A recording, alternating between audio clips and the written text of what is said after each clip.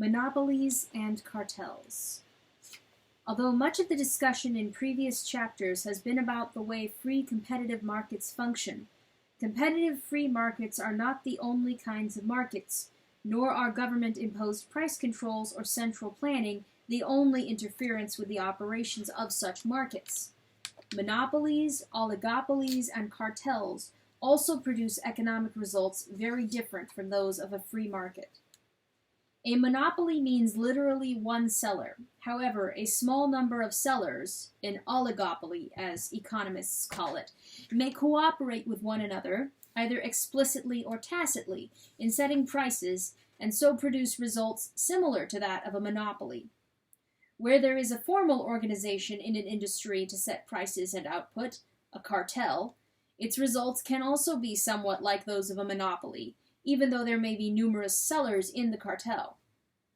Although these various kinds of non-competitive industries differ among themselves, their generally detrimental effects have led to laws and government policies designed to prevent or counter these negative effects.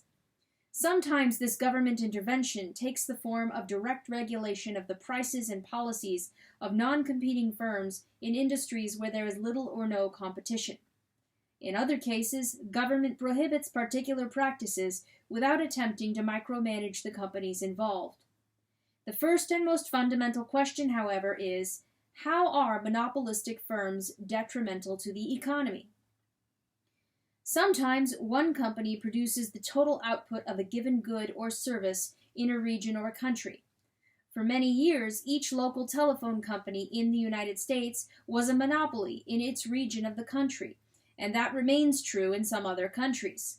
For about half a century before World War II, the Aluminum Company of America, Alcoa, produced all the virgin ingot aluminum in the United States. Such situations are unusual, but they are important enough to deserve some serious attention. Most big businesses are not monopolies, and not all monopolies are big business. In the days before the automobile and the railroad, a general store in an isolated rural community could easily be the only store for miles around, and was as much of a monopoly as any corporation on the Fortune 500 list, even though the general store was usually an enterprise of very modest size. Conversely, today even multi-billion-dollar nationwide grocery chains like Safeway or Kroger have too many competitors to be able to set prices on the goods they sell the way a monopolist would set prices on those goods. Monopoly prices versus competitive prices. Just as we can understand the function of prices better after we have seen what happens when prices are not allowed to function freely, so we can understand the role of competition in the economy better after we contrast what happens in competitive markets with what happens in markets that are not competitive. Take something as simple as apple juice. How do consumers know that the price they are being charged for apple juice is not far above the cost of producing it and distributing it, including a return on investment sufficient to keep those investments being made? After all, most people do not grow apples, much less process them into juice, and then bottle the juice, transport and store it, so they have no idea how much any or all of this costs. Competition in the marketplace makes it unnecessary to know. Those few people who do know such things, and who are in the business of making investments, have every incentive to invest wherever there are higher rates of return, and to reduce their investments where the rates of return are lower or negative. If the price of apple juice is higher than necessary to compensate for the costs incurred in producing it, then higher rates of profit will be made, and will attract ever more investment into this industry, until the competition of additional producers drives prices down to a level that just compensates the costs with the same average rate of return on similar investments available elsewhere in the economy. Only then will the inflow of investments from other sectors of the economy stop, with the incentives for these inflows now being gone. If, however, there were a monopoly in producing apple juice, the situation would be very different. Chances are that monopoly prices would remain at levels higher than necessary to compensate for the costs and efforts that go into producing apple juice, including paying a rate of return on capital sufficient to attract the capital required. The monopolist would earn a rate of return higher than necessary to attract the capital required. But with no competing company to produce competing output to drive down prices, the monopolist could continue to make profits above and beyond what is necessary to attract investment. Many people object to the fact that a monopolist can charge higher prices than a competitive business could. But the ability to transfer money from other members of society to itself is not the sole harm done by a monopoly. From the standpoint of the economy as a whole, these internal transfers do not change the total wealth of the society, even though such transfers redistribute wealth in a manner that may be considered objectionable. What adversely affects the total wealth in the economy as a whole is the effect of a monopoly on the allocation of scarce resources which have alternative uses. When a monopoly charges a higher price than it could charge if it had competition, consumers tend to buy less of the product than they would at a lower competitive price. In short, a monopolist produces less output than a competitive industry would produce with the same available resources, technology, and cost conditions. The monopolist stops short at a point where consumers are still willing to pay enough to cover the cost of production, including a normal rate of profit, of more output. In terms of the allocation of resources which have alternative uses, the net result is that some resources which could have been used to produce more apple juice instead go into producing other things elsewhere in the economy, even if those other things are not as valuable as the apple juice that could and would have been produced in a free competitive market. In short, the economy's resources are used inefficiently when there is a monopoly, because these resources would be transferred from more valued uses to less valued uses. Fortunately, monopolies are very hard to maintain without laws to protect the monopolistic firms from competition. The ceaseless search of investors for the highest rates of return virtually ensures that such investments will flood into whatever segment of the economy is earning higher profits, until the rate of profit in that segment is driven down by the increased competition caused by that flood of investment.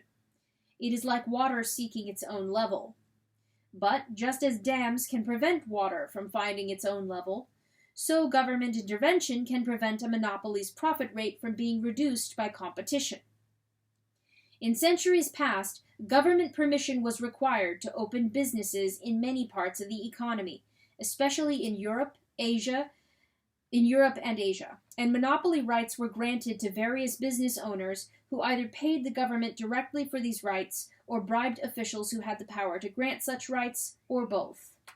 However, by the end of the 18th century, the development of economics had reached the point where increasingly large numbers of people understood how this was detrimental to society as a whole, and counter-pressures developed toward freeing the economy from monopolies and government control. Monopolies have therefore become much rarer, at least at the national level, though restrictions on competition remain common in many cities, where restrictive licensing laws limit how many taxis are allowed to operate, causing fares to be artificially higher than necessary, and cabs less available than they would be in a free market. Again, the loss is not simply that of the individual consumers. The economy as a whole loses when people who are perfectly willing to drive taxis at fares that consumers are willing to pay are nevertheless prevented from doing so by artificial restrictions on the number of taxi licenses issued, and thus either do some other work of lesser value or remain unemployed. If the alternative work were of greater value and were compensated accordingly, then such people would never have been potential taxi drivers in the first place. From the standpoint of the economy as a whole, monopolistic pricing means that consumers of a monopolist's product are foregoing the use of scarce resources which would have had a higher value to them than in alternative uses.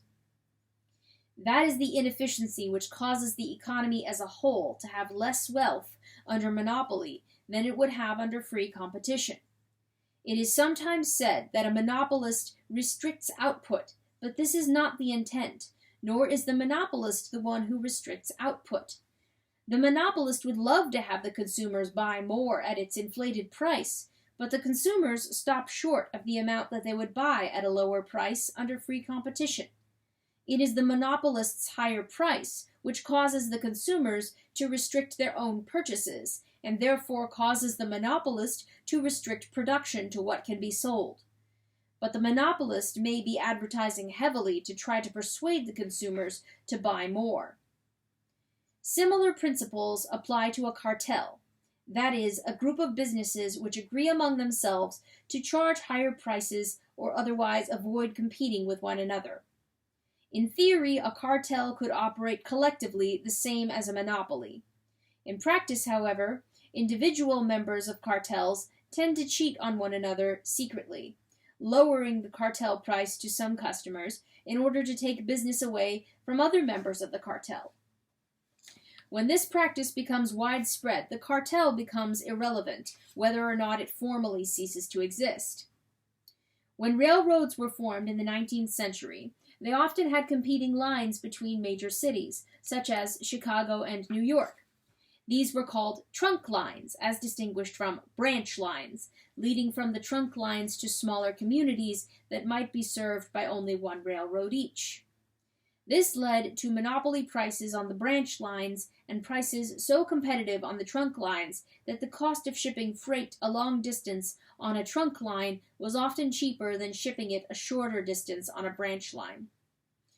More important from the railroad's point of view, the trunk line prices were so low as to jeopardize profits. In order to deal with this problem, the railroads got together to form a cartel. Quote, "These cartels kept breaking down. The cost of sending a train from here to there is largely independent of how much freight it carries. Therefore, above a break-even point, each additional ton of freight yields nearly pure profit. Sooner or later, the temptation to offer secret rebates to shippers in order to capture this profitable at any rate traffic would become irresistible. Once the secret rebates started, price wars soon followed, and the cartel would collapse." End quote. For very similar reasons, the steamboat companies had attempted to form a cartel before the railroads did, and for similar reasons those cartels collapsed, as many other cartels have since then. A successful cartel requires not only an agreement among the companies involved, but also some sort of method by which they can check up on each other to make sure all the cartel members are living up to the agreement, and also some way to prevent competition from other companies outside the cartel. All these things are easier said than done. One of the most successful cartels, that in the American steel industry, was based on a pricing system that made it easy for the companies to check up on one another, but that system was eventually outlawed by the courts under the antitrust laws. Footnote. This was a system where all steel prices in the United States were based on the fixed price of steel plus the cost of shipping it by rail from Pittsburgh, regardless of whether the steel was actually produced in Pittsburgh, Birmingham, or anywhere else, and regardless of whether it was shipped by rail, barge, or by other means. Otherwise, it would be easy for individual steel producers to hide price reductions in the large and variable freight charges for shipping a heavy product like steel from different places by different modes of transportation, making it far more difficult to tell who was undercutting the price agreed to by the cartel. But under the cartel's pricing system, it was easy to tell what the total delivered cost of steel, price plus rail shipment cost from Pittsburgh, should be at any point in the country, regardless of where it was produced or how it was shipped. From the standpoint of the economy, however, this system led to a misallocation of resources, since someone located near Birmingham would just as soon buy steel produced in Pittsburgh as in Birmingham, since they had to pay the same price plus the same rail freight cost from Pittsburgh either way. This meant that far more steel was transported greater distances than would have been the case in a free, competitive market. End footnote. Governmental and market responses. Because some kinds of huge business organizations were once known as trusts, legislation designed to outlaw monopolies and cartels became known as antitrust laws. However, such laws are not the only way of fighting monopolies and cartels. Private businesses that are not part of the cartel have incentives to fight them in the marketplace. Moreover, private businesses can take action much faster than the years required for the government to bring a major antitrust case to a successful conclusion. Back in the heyday of American trusts, Montgomery Ward was one of their biggest opponents. Whether the trust involved agricultural machinery, bicycles, sugar, nails, or twine, Montgomery Ward would seek out manufacturers that were not part of the trust and buy from them below the cartel price, reselling to the general public below the retail price of the goods produced by members of the cartel. Since Montgomery Ward was the #1 retailer in the country at that time, it was also big enough to set up its own factories and make the product itself if need be.